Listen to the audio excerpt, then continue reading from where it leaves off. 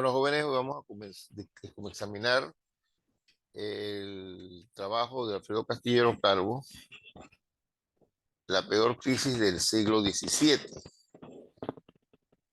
Ya se los remití en la antología y esta es una separada. Al discutir este tema, nos encontramos con algunos aspectos que son medulares y que nos traen algunas preguntas de estudio. Por ejemplo, el primer tema que examina el autor es eh, que cuando ocurren crisis políticas, económicas, sociales, salen a relucir las contradicciones, los conflictos que están a lo interno de una sociedad y se entiende mejor cómo funciona una sociedad en periodo de crisis que en periodo habitual, porque cuando todo está normal, pues los conflictos se disimulan, se ocultan. En cambio, la crisis explota porque cada uno está peleando por su espacio, por sus necesidades, por su sobrevivencia. Ese es el primer concepto que habría que explicar, porque efectivamente cuando hay una crisis comienzan a aparecer los documentos legales de los conflictos, las peleas, los reclamos, las denuncias ante la corte, las denuncias ante los jueces, y todo eso nos da una radiografía de la sociedad, de los conflictos de esa sociedad y de esos intereses que están en juego en un momento dado que generalmente no se ven, no salen a relucir, no se conocen. El segundo punto que él explica es que en toda crisis hay que estudiar y distinguir lo que son las causas próximas y llamadas causas lejanas. Las causas próximas son las inmediatas, qué sé yo, una elección, los candidatos, los partidos que se enfrentan y llaman la atención, el apuro que del gobierno nacional ahora por ratificar el contrato minero, qué sé yo. Pero en realidad, para entender eso, hay que remontarse a un periodo muy general, mucho más atrás, para comprender las causas de los conflictos políticos o las causas del conflicto minero, los intereses que están en juego y por qué al final pues, las élites coinciden en que es vital para sus propios intereses salir adelante, aprobar el convenio.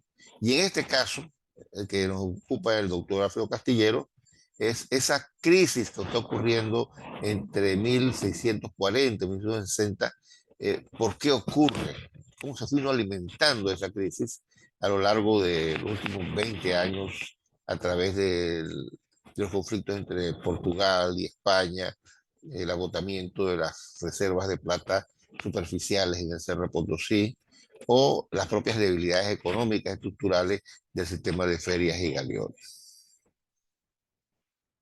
El tercer aspecto que llama la atención a la lectura es qué era el galeón, qué era la almiranta San José, qué era ese barco, ¿ya?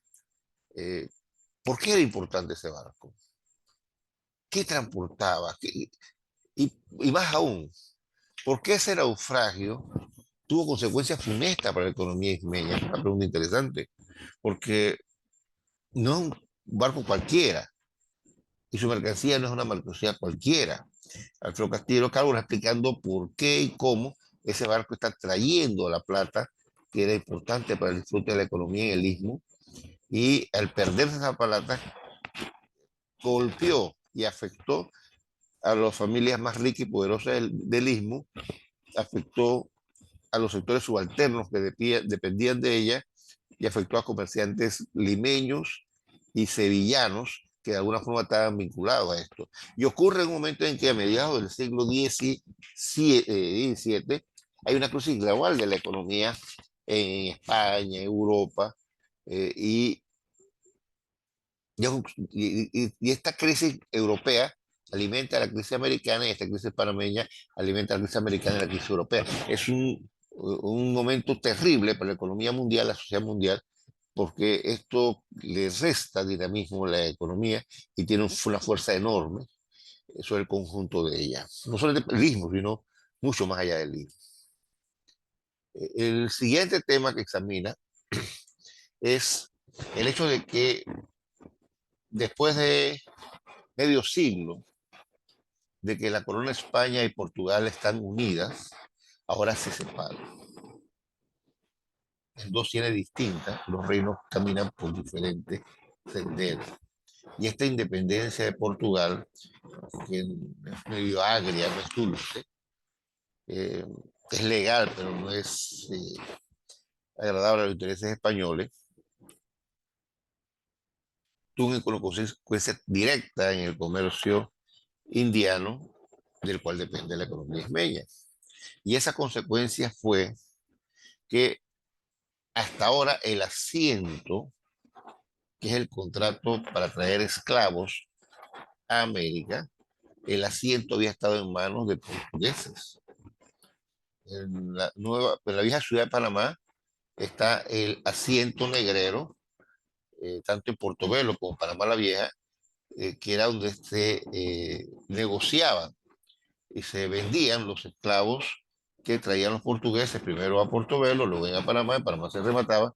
Entonces, al perderse eh, el asiento portugués, porque desaparece, España se lo quita una vez se logra su independencia, plantea, bueno, ahora cómo traemos esclavos de África.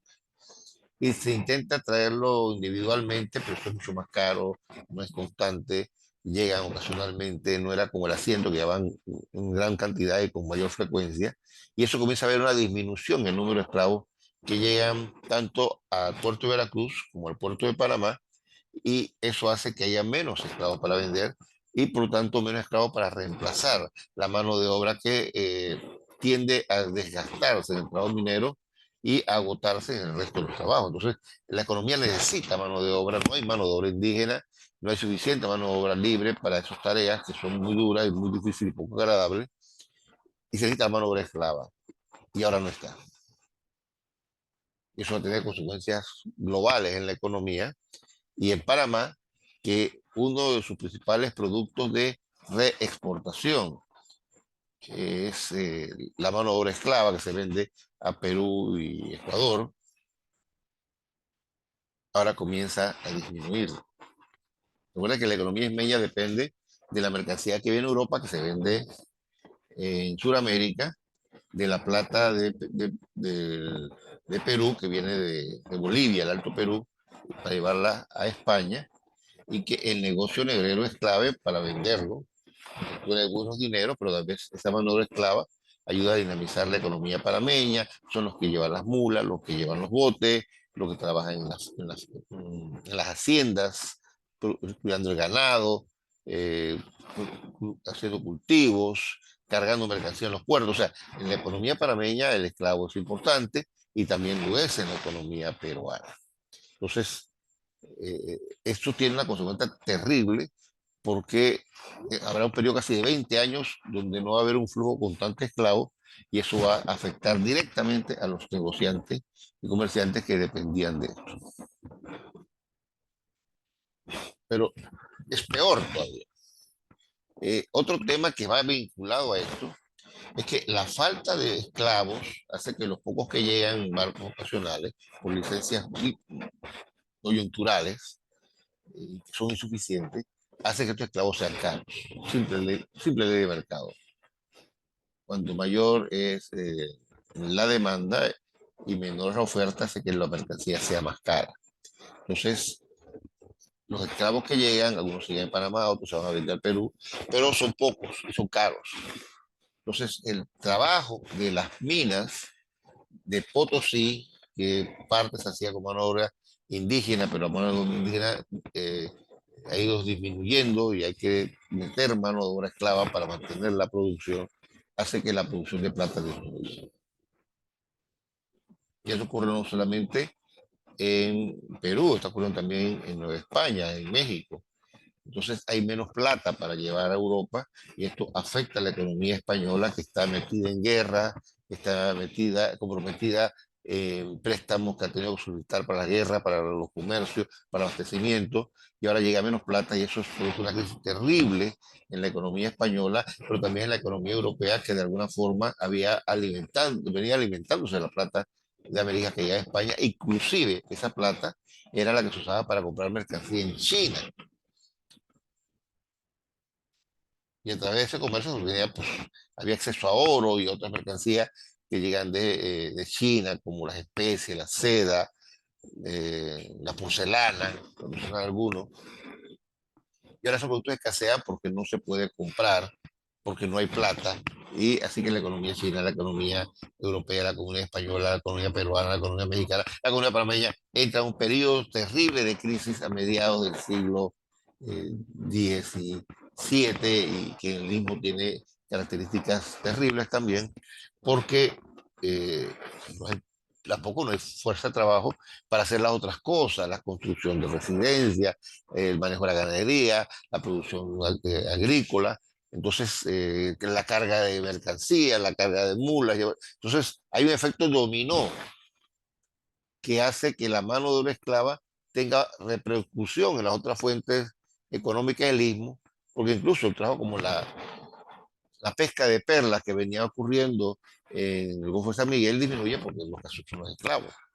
Entonces hay una bola de nieve que se va complicando, se va dando y produce un deterioro de la economía ismeña, pero también de la economía peruana, porque mucho del abastecimiento que ocurre en Perú se da a través de esa mano de esclava en el área de los puertos, ahora no está esa mano de obra, y muchos de los alimentos que Panamá consume los importa de Perú, pero ahora no hay dinero para traerlos, inclusive Perú tiene problemas de su propio abastecimiento porque no tiene suficiente mano de obra. Entonces eso produce una hambruna terrible en la ciudad de Panamá y hay problemas de abastecimiento muy serios. ¿Ya? Entonces se perdió la plata que venía con la San José, se perdió el comercio de esclavos y ahora pues el resto de la economía está paralizada, no hay suficiente producción de alimentos, no hay suficiente alimento de Perú, no hay cómo pagarlo tampoco, y entonces ocurre el incendio de 1644, que destruyó un tercio de la ciudad, principalmente el área comercial. El incendio destruye residencias costosas, depósitos comerciales y almacenes reales. Entonces, ¿qué hay allí? Bueno, primero hay mercancía que se ha traído, que se va a llevar, pero hay dificultades porque la feria no ha llegado, no están los barcos, y ha estado allí esperando que lleguen los barcos para al Perú, y ocurre este incendio con las bodegas llenas de mercancía que iba para Sudamérica. Y esto es una pérdida millonaria, gente que no se ha recuperado de la pérdida de San José. Pero no solamente se perdió la mercancía, se perdieron residencias, depósitos carísimos.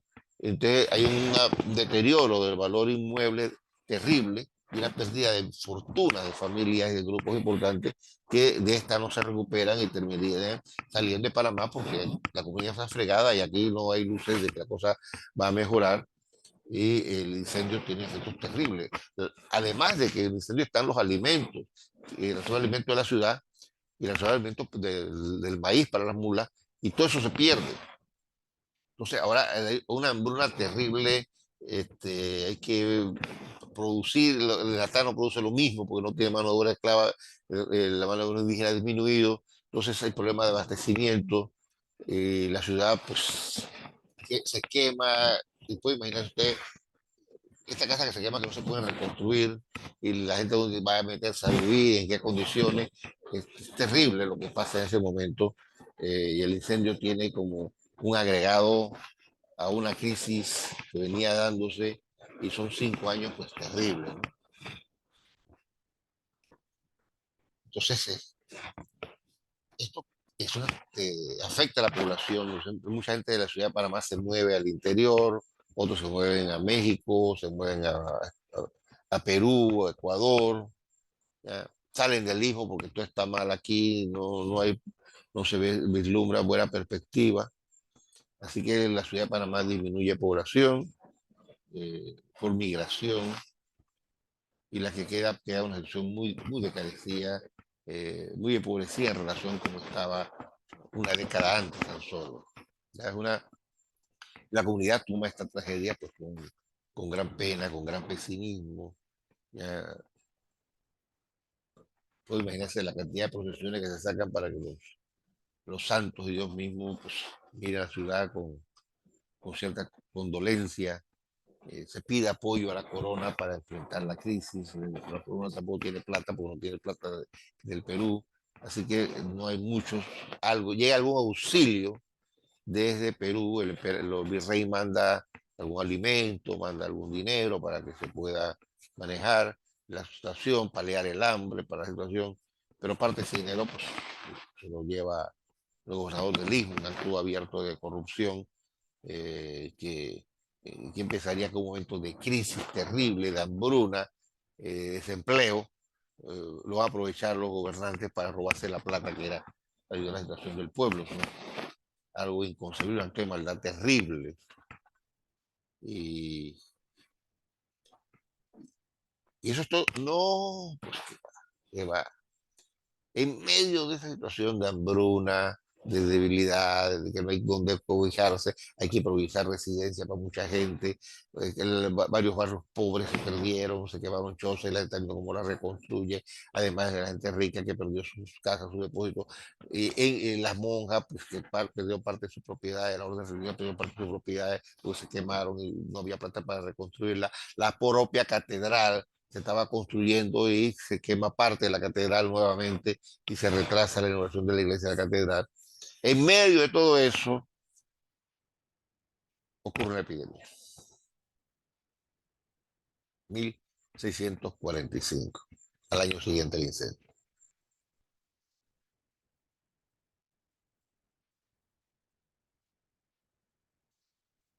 Acaba con negros esclavos, acaba con negros libres, acaba con gente blancos pobres, blancos ricos, y la gente termina de salir de la ciudad desesperada porque aquí no hay cómo, no hay cómo, no hay alimento, no hay comida, no hay medicina. La gente sale aquí desesperada como puede, y el que no puede, pues se la aguanta, viendo cómo la muerte avanza de casa en casa. Pasan 5 años, llega a los 50 y algunos están comenzando a reconstruir, a acomodarse, algunos lugares algunos campos cerca se está cultivando, se ha reactivado un cultivo en Chepo, algo de ganado en Natá para mandar a la ciudad y abastecerlo, de Perú pues mandan algo para alimentar a la población que está muy débil, enferma, no hay negocios, no se reactiva la plata, algo de negocio de plata que pasa, pero muy poco, algunos barcos que hagan de esclavos que se mande algo que llega, así que permiso 50 medio que se reactiva la cosa muy, pero muy lentamente. Y 1651, una nueva tragedia, una nueva plaga, y esta plaga, epidemia, peor que la anterior, peor. Más de 1000 habitantes de la ciudad fallecen.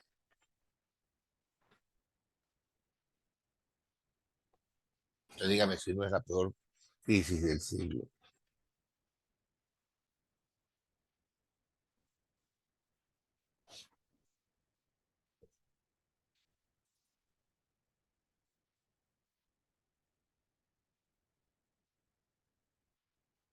Casi pasarían hasta el fin de la década de 1960 cuando se reactiva la venta de esclavos y mejora un poco la situación.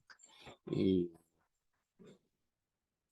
esos esclavos que llegan a Perú hacen que se vuelva a producir plata, así que se reactiva una feria, no tan grande, pero por lo menos para paliar la situación, ¿ya?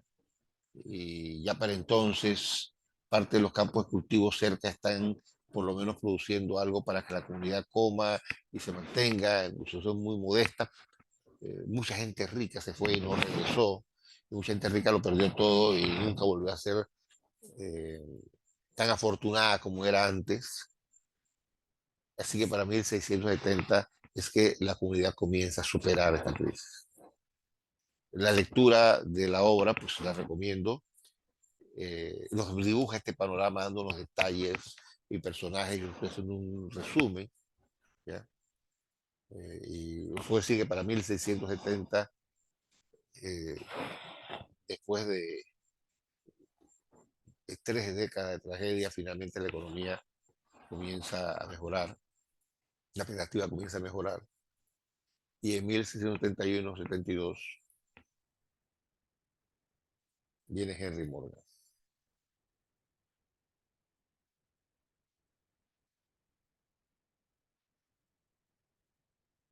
Pero eso ya es otro tema. Les voy a mandar las preguntas, guías, para que respondan estas preguntas y me las mandan por escrito, jóvenes. diviértanse leyendo esta tragicomedia.